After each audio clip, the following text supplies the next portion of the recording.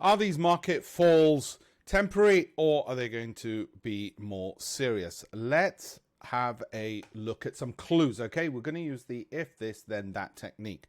If the price falls below this lower support, then we're going to go at least as low as what I've drawn on the screen, in which case it's going to be more serious. If the weekly and monthly stochastics continue to fall and stay down here, then we are indeed going to be in that bear territory. If this weekly MACD falling down here also leads the dotted or monthly MACD momentum indicator lower, then we are indeed going to go lower. If this is a September like every other, then we're going to go lower. So what's the other direction? Well, if we get a bit of a bounce back and don't penetrate that support line, then we're most likely to follow this outlook here, which means in the next 3 months, we'll probably get about a 10% rise. If this dotted monthly MACD stays above its yellow signal or moving average line, we will